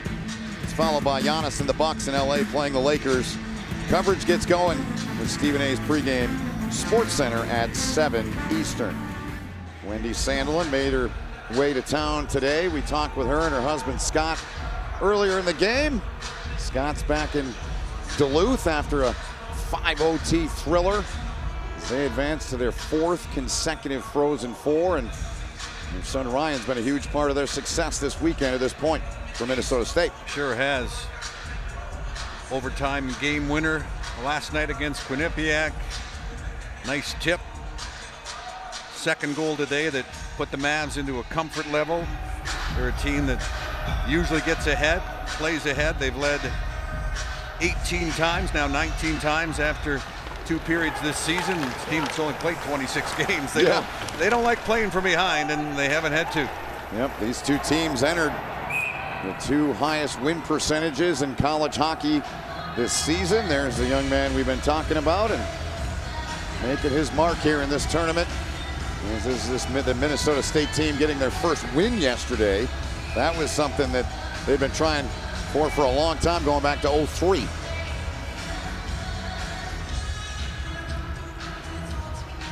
Draw to the right here of Dryden McKay. 9:01 to play in the third.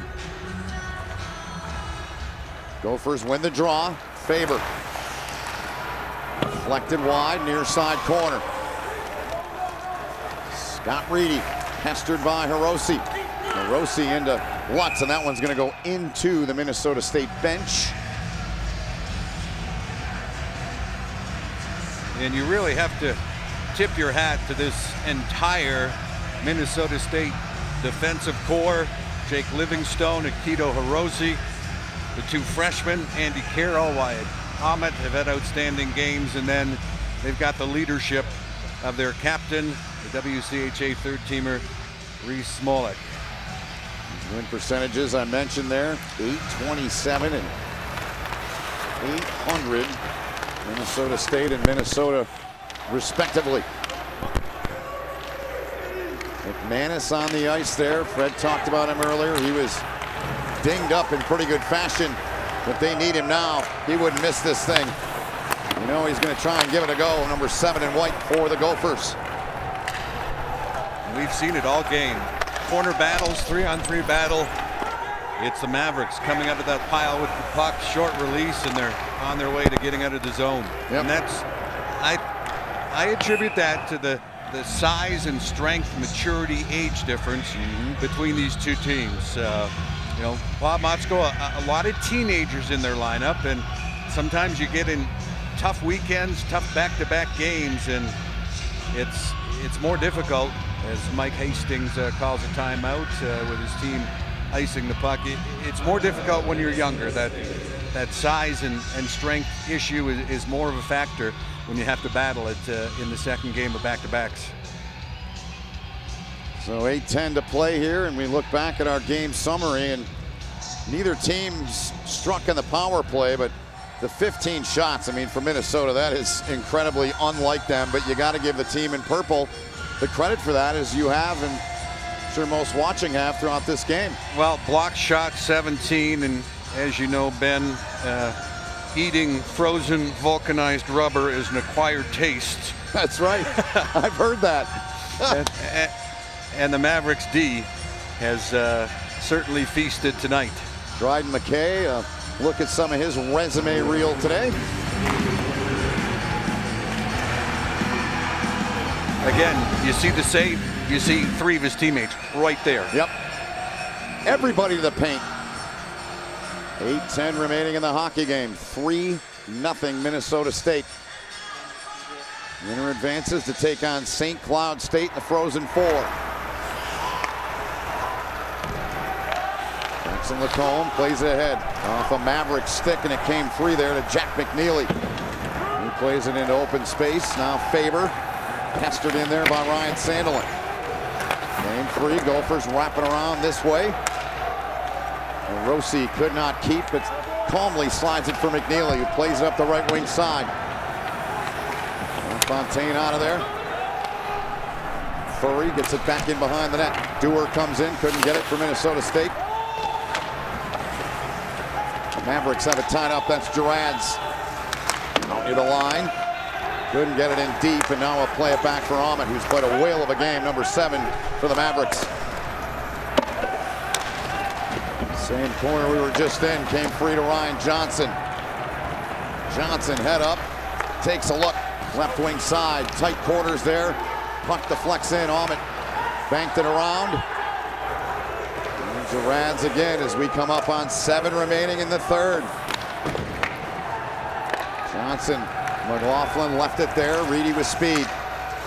Reedy can't get through again, clogged up right in the middle.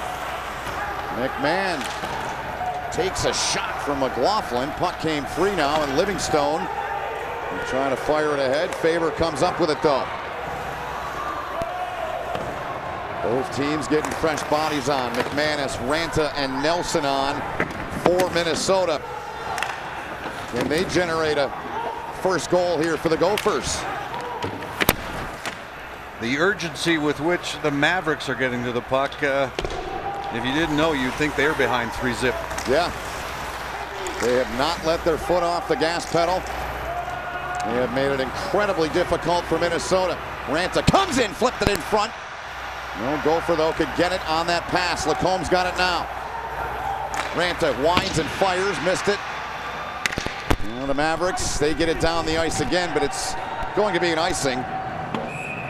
With 5:54 remaining in the third.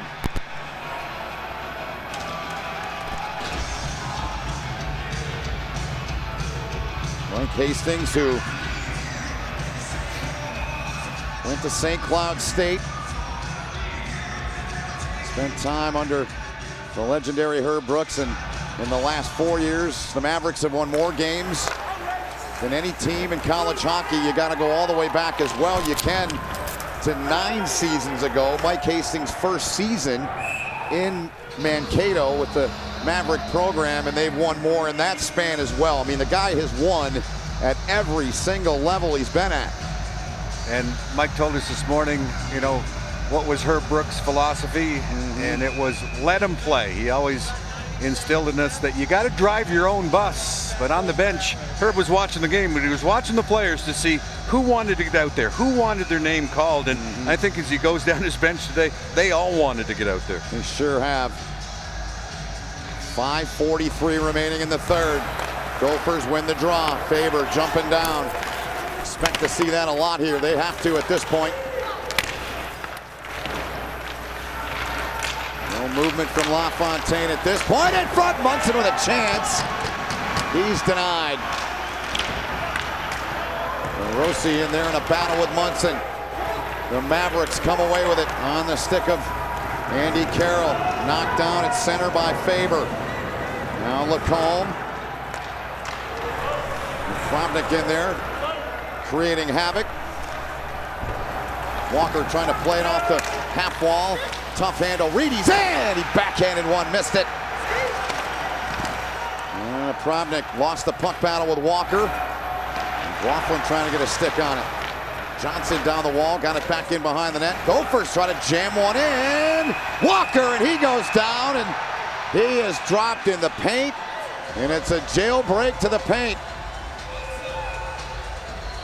McLaughlin lost his bucket.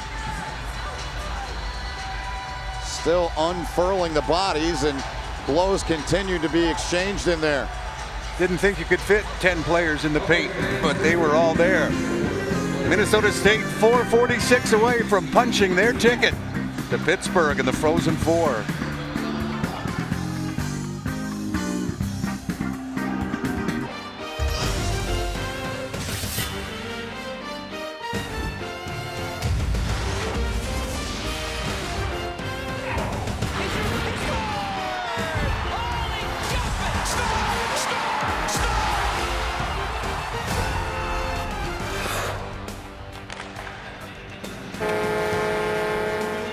Great to hear that music again. Here's the situation. Minnesota, Duluth, and UMass on one side. St. Cloud State watching this one very closely. They get the winner on the other side. April 8th in Pittsburgh in the Frozen Four. Along with Fred Pletch, my name is Ben Holden. Minnesota State, a 3-0 lead. 26-15 they lead in the shots on goal department as well. Stymieing this potent Minnesota offensive attack so far with a lockdown defensive effort. LaFontaine bottled that one for. He's got it. Wraps around. He missed it. He had a goal on his stick and couldn't finish it. Well, you want to be quick, you want to hurry, and he was too quick. Here's Ranta. Livingstone went down. Gophers out in front. That one blocks. Molek got a piece of it. Now Lacombe across. In front, that one blocked away. Livingstone. Gophers with another chance, and McKay denied him there. 4 minutes to go, and the Gophers putting everything they can on the Mavericks. Mavericks have it and lob it inside the zone. Dewar, that big body in there, got around Munson. Now the Gophers trying to get this puck and get moving up ice. Herbix floats it into the corner. Ben Myers can't get there. The puck around to Dewar, and it rolls and slides back outside the line again. Girard's pressuring Faber. Now Herbix, LaFontaine's. What a save! Oh, Dryden McKay with a flash of leather with 3:15 to go. The 22-year-old sophomore, Brendan Furry. See him, little frustration, little bobble by Jack LaFontaine. He went down. That would have ended it. And then Dryden McKay, flashing leather. Late man comes in, and Dryden McKay, that aggressive depth at the top of the blue paint, and he keeps the 0 intact. Jack LaFontaine, Fred, is on the bench for Minnesota. 3:11 to go. Here's LaFontaine on the bench. 6 attackers on for Minnesota now. Little huddle up by the officiating crew here. We have not mentioned their names. Peter Schlittenhart and Jeremy Tufts, the referees, William Kingdon and Nick Bergani working the lines, and they're going to go check, make sure they've got it right. Well, Minnesota State down in that game, and whatever was said, whatever the moment was that changed it, they have scored 6 straight since. Well, a fellow WCHA coach said this week, you know, Mike Hastings is thorough, he's tactical, recruits supremely competitive athletes, and he thought that Mike Hastings might be the MVP of the Mavericks this season. His best coaching job, and he's had some dandies, and he's gotten as much out of this team as others in the past. Talent still good, and we've seen that on display. Yeah. But maybe less overall individual talent than in past years. You can see Mike Hastings coaching till the final whistle here tonight. Been at it a long time. Both men have the strong ties to the great state of Minnesota. So LaFontaine just below the hash marks, waiting for his team. He hopes to get this puck in, and he'll be streaking towards the bench. Walker's got it. Here comes LaFontaine. Extra attacker is Ranta. Johnson trying to keep it away from Borchert. Johnson gets it, throws it in front, bouncing puck, can't get it. Mavericks have it, lost it. And who was there again? Julian Napravnik to scoop up that rebound and get the Mavericks out of their own zone. He's done it all. Offensive player of the year in the WCHA, but his defense has been outstanding in this game too. Sure has. Mavericks have it again, trying to get this puck out. They do. 2.5 to go. 3-0 Minnesota State. Ahmet's got it. Near side corner. Up and around. Girad's empty netter. Got it! 4-0 Mavericks.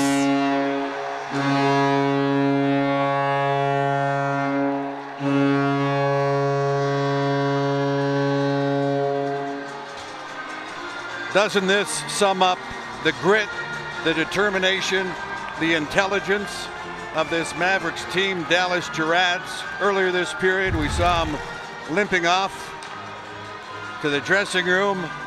Nothing was going to keep him out of this game, and Bar down. He made sure he crossed the red line. Yeah, then I'll go bar down for the empty netter and our ride to Pittsburgh. What an effort by this Minnesota State team. Coming up on just 2 minutes remaining, and they're up by 4. The assist to number 7, Wyatt Ahmed. Mavericks, and we get a whistle here, got a penalty coming up. So the sun is setting on the 100th season of Gophers hockey, but this is a Mavericks team that keeps the WCHA alive. They do, good point, Freddie. They WCHA founded in the 1959-60 season. Before that, 1951, it started out as the Midwest Collegiate Hockey League, and it's only fitting. I mean, the WCHA over the years produced so many outstanding teams, players, national championships, and Mike Hastings will get a kick at the Frozen Four championship as the last surviving playing WCHA squad. Great stuff. Incredible conference over all those years. So a slash called on McNeely. Minnesota with its 4th power play. They're 0 for 3, of course. They've got 4 shots on it. LaFontaine heads off. Ranta hops on. Empty net, Minnesota. Ben Myers up top, Lacombe. Lacombe will get it back. 100 seconds left in a hockey game. They throw it in front. Puck is loose. And Jaremko off the glass, and Lacombe cannot keep it in. Very close, but he did not keep it in. So you got 1:30 to go in the game. The power play for another 87 seconds.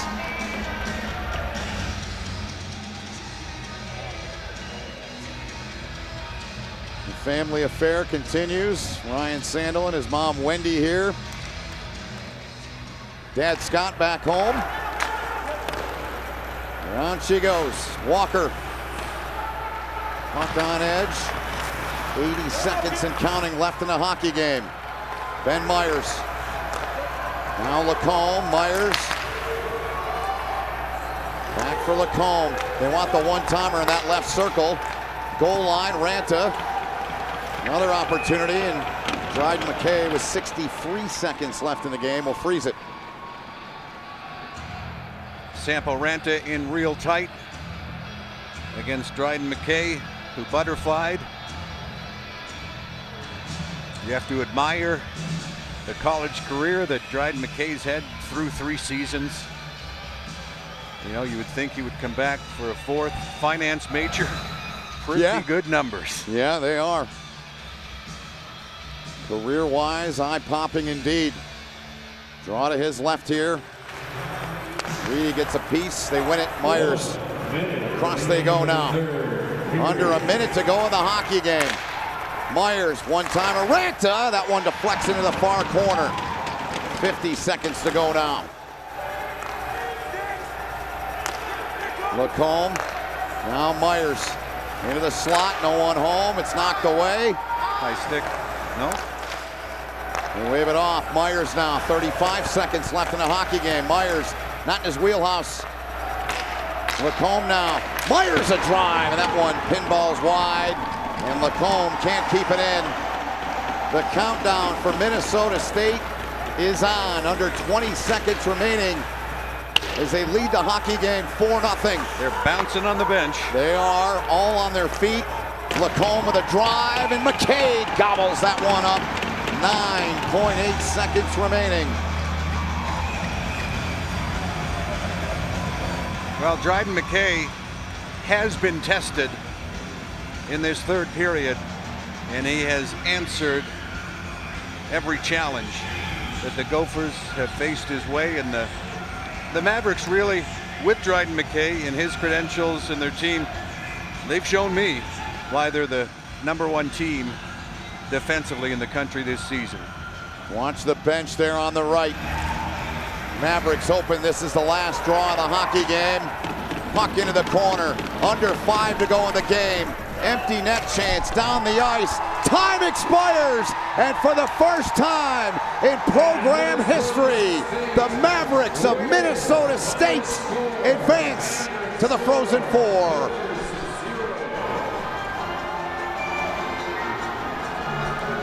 Congratulations to the University of Minnesota on a wonderful season. Minnesota State now moves on to the Frozen Four in Pittsburgh. Fans, on behalf of the NCAA and the University of Denver, What a moment, forever etched in time. Their first tournament win came yesterday. Now their first Frozen Four appearance comes on this Sunday night as they plant the flag, the top of the Rockies here, winning the West 4 times since the field went to 16 teams in 2003. Teams out of the West 4 times have won the national championship. We'll see if the Mavericks make it 5. Well, I was told that Mike Hastings, whenever he makes lineup decisions, he's always errs on the side of guys who compete. And you have to say, right up and down the lineup today, everyone's compete level was ramped up to DEFCON 5. Well said, Freddie. What an effort by that team. I mean, they're down 3-1. You see the friendships. 31 players from the state of Minnesota on these 2 rosters, and a lot of friendships. The thrill of victory and the heartbreak of defeat on the other side, and 2 great programs. Only one can move on, and today, on this day, it's that one from Mankato, Minnesota, the Mavericks of Minnesota State.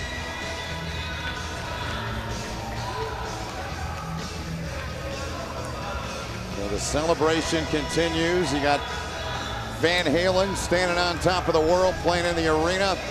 That's how they must feel. What an accomplishment. as they take it over to their family and friends that are here. And great to see. We'll have full buildings again one day, Freddie, and it's just great to see some fans. As we wrap it up here, Freddie, your thoughts on this regional? Well, congratulations, the Mavericks in the Rockies, and they are on top of the West Region Mountain. And Minnesota State jumped out to an early lead in this game, 2-0. Morton and Sandelin got them going. They didn't look back. What a great time we had here this weekend.